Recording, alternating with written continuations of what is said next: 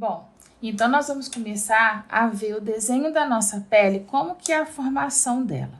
Aqui eu vou mostrar para vocês a epiderme, que é a primeira camada. Então vejam bem, quando a gente está lá na barriga da mãe e a nossa pele está sendo formada, ela é assim, ó, lisinha, ainda não tem o buraquinho que a gente chama de folículo, de ósteo, de poro, ainda não está formado. Então, ela começa lisinha assim. Aí, quando eu vou desenvolvendo na barriga da minha mãe, passa um tempo, essa epiderme começa a fazer uma depressão, esse buraquinho. Vai passando os meses de gestação, esse buraquinho vai aumentando. Então, eu estou na epiderme, aprofundando o buraquinho que a gente chama de folículo piloso e a gente chama de saco também, depressão na epiderme, e o tempo vai passando e eu vou aumentando esse buraquinho. Então, quando a gente vai aumentando esse espaço aqui, é onde vai ser o nascimento do nosso pelo que vai começar a desenvolver aqui dentro. Então, acontece o seguinte, esse daqui é um exemplo de pelo. Ele começa a ser formado na base e ele vai subindo. Então, antes o que era uma epiderme lisa, agora é uma epiderme com uma depressão. Então, o certo é a gente dizer que o folículo, ele não está na derme, que é a segunda camada. Ele está na epiderme, só que invaginado na derme. E aí, logo depois que vem o folículo, que vem o nosso pelinho aqui, o que surge agora é uma glândula sebácea que fica grudado aqui. E o que ela vai fazer? Ela vai produzir o óleo, que ela vai enchendo aqui, ó, de óleo, até que chega o momento em que ela explode e o óleo esparrama aqui no fio e sai junto com o pelo na epiderme. Então, esse é o óleo que a gente encontra na epiderme, no couro cabeludo, na pele. Então, tá, a gente viu o folículo, viu então a formação da glândula sebácea que produz o óleo. Logo em seguida, ainda na formação, vem aqui, bem juntinho, o que a gente chama de músculo eretor do pelo. E o que ele faz? Ele faz o nosso pelo arrepiar. Então, quando a gente sente frio ou outras emoções e sensações, o nosso pelo arrepia devido ao músculo eretor, que ele eleva o pelo para fazer uma barreira do vento, do frio, em relação à pele. Então, ele levanta para fazer essa proteção. Para isso serve o músculo eretor do pelo. Com o desenvolvimento ainda então, olha, vamos desenhar agora aqui folículo, a gente falou da sebácea, que explodiu do óleo, a gente falou do músculo eretor do pelo, e aí depois começam os anexos, que aqui do lado a gente tem a glândula sudorípara, que é o suor. Então, olha que interessante, quando eu tenho a produção de suor, que não sai no mesmo buraquinho da sebácea, e ele encontra o suor com o sebo, aí em cima aqui, na epiderme, eu formo o manto hidrolipídico. E o que é esse manto? Esse manto é a proteção da nossa pele. Proteção do quê? Do que vem de fora, né? As toxinas, as substâncias que podem fazer mal e também protege de sair. Sair o quê? A nossa água, de perder o que tem dentro da gente. Então, essa mistura de sebo e água é o que vai manter a nossa pele protegida. Então, a principal função da epiderme nós podemos resumir como proteção.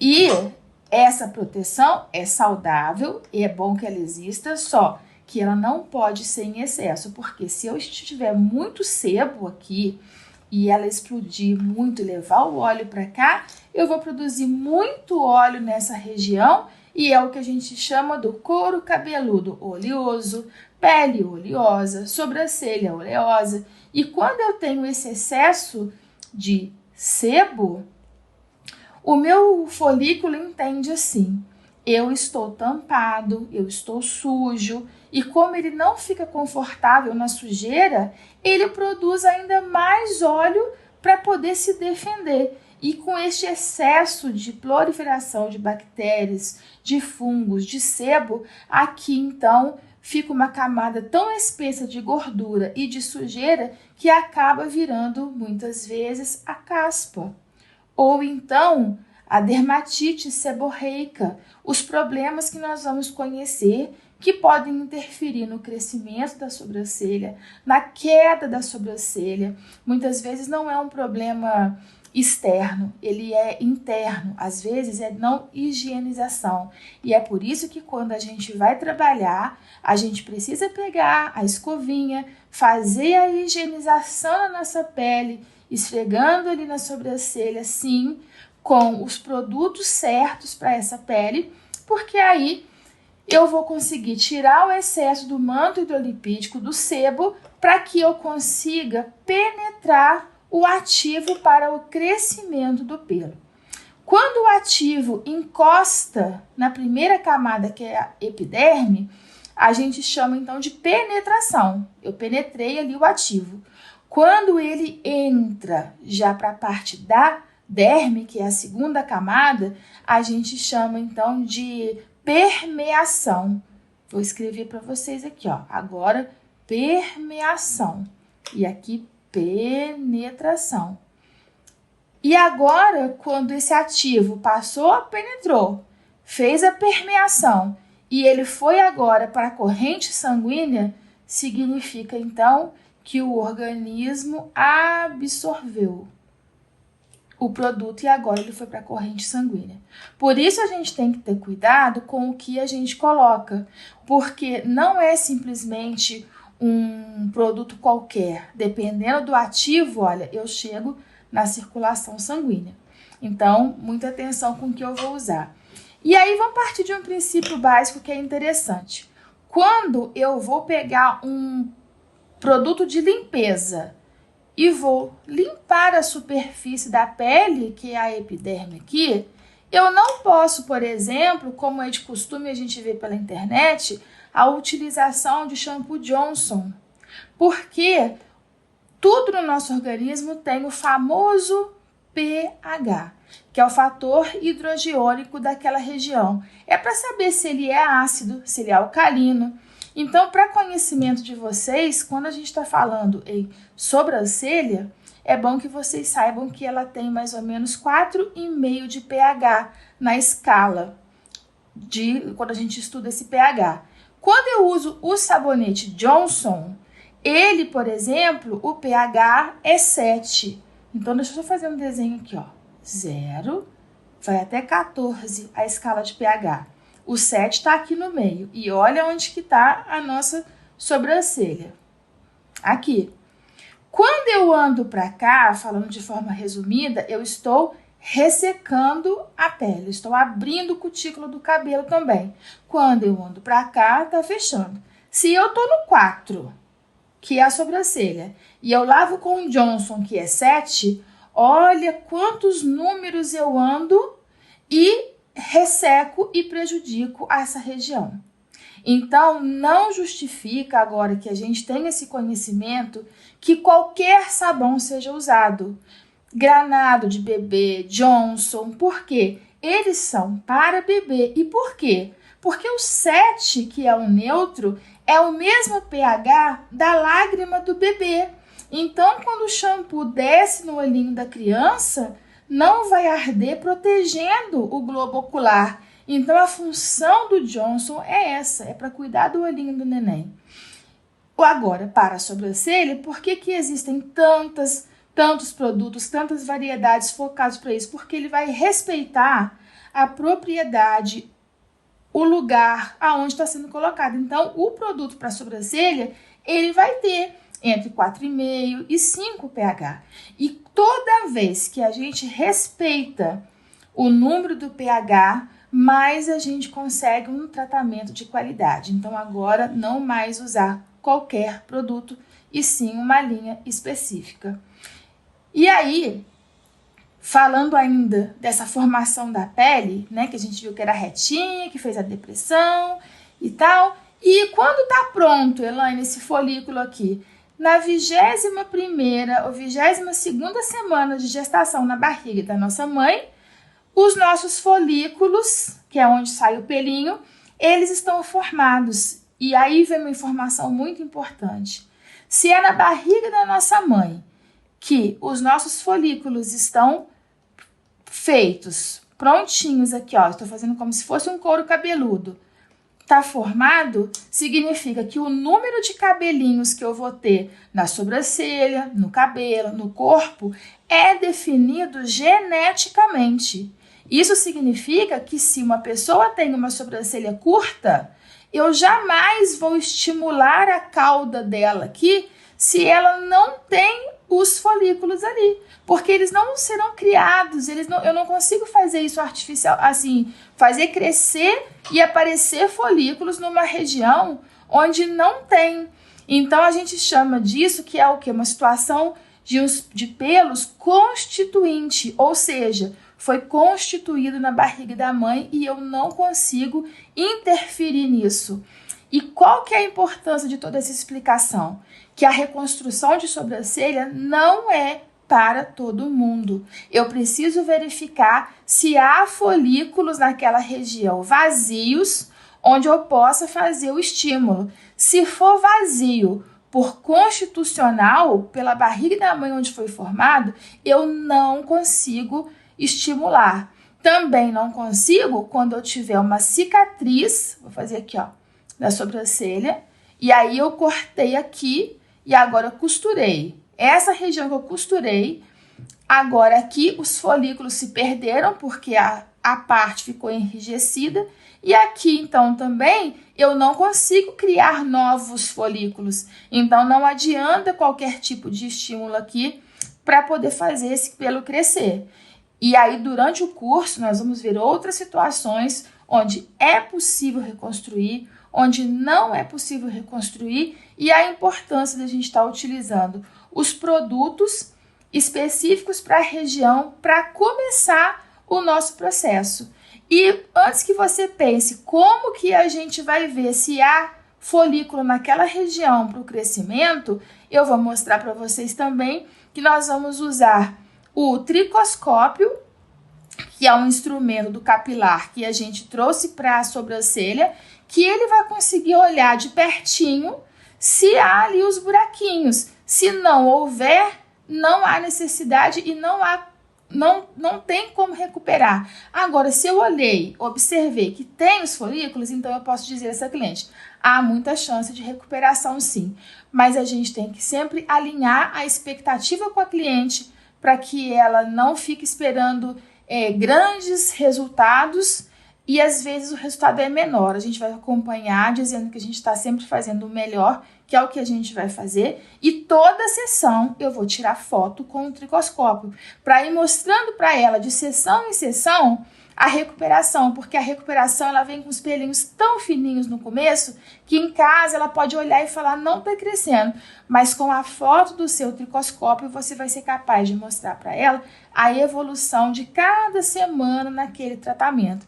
Lembrando que a gente não pode vender um tratamento de uma sessão, porque uma sessão eu não consigo recuperar nada. Uma técnica de eletroterapia, uma argila, um óleo essencial, a reconstrução, ela não acontece por um passo, ela acontece por uma somatória de encontros onde eu vou fazer estímulos diferentes para o crescimento. Então, se a sua cliente não aceitar processos de pacotes, onde ela esteja com você, de mãos dadas, nesse processo de recuperação, não precisa fazer, não feche o tratamento com ela, porque se ela fizer uma, ela não tem resultado e vai dizer que o seu trabalho não funciona, quando na verdade é um processo. E quem não tem paciência em processo não vai obter o resultado. E isso precisa ficar bem claro desde a anamnese, na primeira consulta. Bom, então olha só, de acordo com o desenho que a gente fez, né, no iPad, agora eu trouxe para vocês aqui a pele na maquete para a gente poder visualizar o que eu falei ali. Então, olha que interessante. Aqui seria a nossa epiderme, a primeira camada. E aí, então, fez a depressão, fez o buraquinho aqui, onde tem o folículo, que é a formação do pelo. Aqui as glândulas sebáceas, né, que elas vão explodir e jogar o óleo para cá. Olha o músculo eretor do pelo. Olha aqui a sudorípara, que vai dar do suor, que vai ficar aqui, protegendo. E olha como que aqui na derme, né, que a gente precisa falar dela, é toda vascularizada. Então, atenção. Na epiderme, a gente não tem a vascularização. Não tem. Então, tudo que vai alimentar o meu fio de cabelo vai ser aqui na derme. Mas, Elaine, você disse que o pelo ele está invaginado na epiderme. Está correto. A única parte que vai encostar na derme do folículo é aqui embaixo, a papila dérmica, que é como se fosse um U de cabeça para baixo, ou uma florzinha, ela fica aqui. Aí, através desse sangue que chega nessa florzinha, é que vem o alimento do nosso fio de cabelo.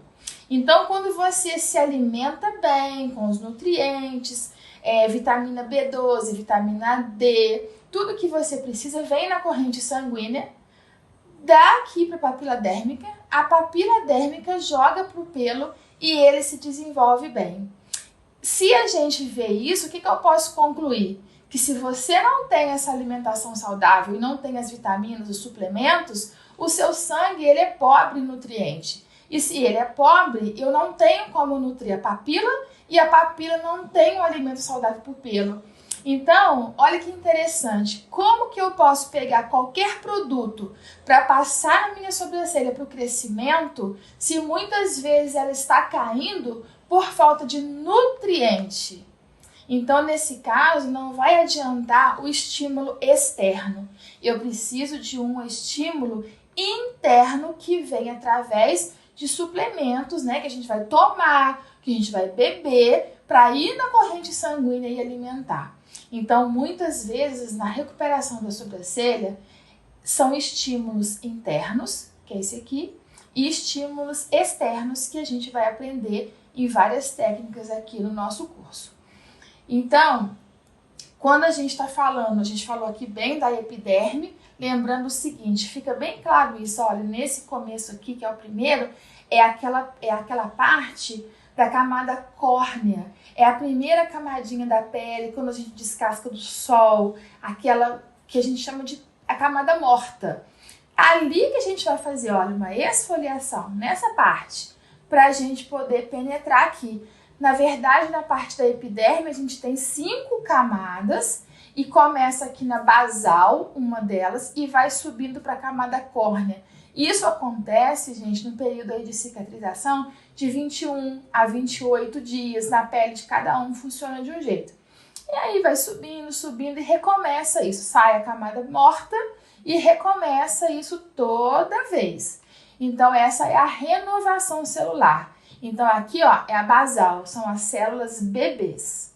Elas vêm crescendo, são células grandes, com núcleo, elas vão se proliferando, elas vão se duplicando e elas vão ficando bem juntas, as células, juntas pelo tecido epitelial. O que é isso? É um cimento que tem entre as células, a gente pode chamar assim, para que ela fique bem resistente. É como se fosse uma parede com tijolos e eu colocasse o cimento e agora aquela parede é forte para que ninguém ultrapasse aquele muro. E a mesma coisa as células fazem aqui, elas se juntam e ficam bem agarradas, porque quanto mais juntinhas, elas vão estar o quê? Fazendo essa barreira e protegendo. Quando chega aqui, então, nessa célula morta que vai sair, eu tenho aqui dentro, olha, toda a proteção dessas células juntinhas. Então, vem da bebê, como se fosse adolescente, jovem, as células vão envelhecendo, elas perdem o núcleo, elas ficam achatadas, chegam aqui em cima sem vida. É por isso que esfolia, descasca, ela vai embora e esse ciclo se recomeça. É importante entender isso porque para vocês entenderem a importância de esfoliar, a importância de hidratar, a importância de conservar essa pele aqui saudável, essa camada, porque aqui é o que defende toda a outra parte daqui de baixo, que é a derme. Então, primeiro a epiderme e aqui a derme. O que é importante na derme, né? Enquanto a epiderme significa proteção, a derme é sustentação. Aqui tem colágeno, elastina, fibroblastos, tudo nessa região aqui. E ela é toda irrigada, né? Então, é ela que vai sustentar essa parte da epiderme. E aqui o pelo tá aqui dentro, né? E ele sai aqui, ó, passando por tudo. E o que é essa parte de fora? É justamente o pelo da sobrancelha que a gente enxerga. É o pelo do nosso cabelo. É esse pelo daqui, ó, que é o que a gente enxerga. Então, quando a gente trata de crescimento, olha como não faz sentido a gente passar coisa só aqui fora, tá? Não adianta, por exemplo, já vou adiantar, o óleo de rícino, que todo mundo compra para a sobrancelha, ele não tem comprovação nenhuma de crescimento. E se você fica passando aqui, o que está acontecendo? Tá assim, lubrificando, deixando aquele pelo mais bonito, mais cuidado, mas ele não tem função interna. Ele só tem essa função externa, tá? Então, que aqui fique bem claro o lugar de cada parte da pele, onde que acontece. Aqui embaixo é a hipoderme, onde a gente chama de tecido subcutâneo, e aqui a gente não vai trabalhar nessa parte de reconstrução, é só mesmo aqui, porque vocês precisam entender quando eu usar um produto que for aqui em cima, quando eu entrar com outro que vier nessa parte ainda da epiderme, e quando eu vou chegar aqui na derme, para vocês entenderem onde cada produto está funcionando, agindo e está indo cada ativo. É dessa compreensão que vocês vão entender também sobre o microagulhamento, a alta frequência, onde cada um funciona. Então, o início de tudo está aqui. Essa compreensão é importante para todo o resto, né? Que a gente vai ver, os tratamentos que nós vamos começar. É importantíssimo que você compreenda sobre a pele. Se ficou alguma dúvida, você volta, assiste de novo, anota e pode deixar também aí nos comentários abaixo do curso, que assim que eu visualizar, eu venho responder vocês, tá bem? Até a próxima aula!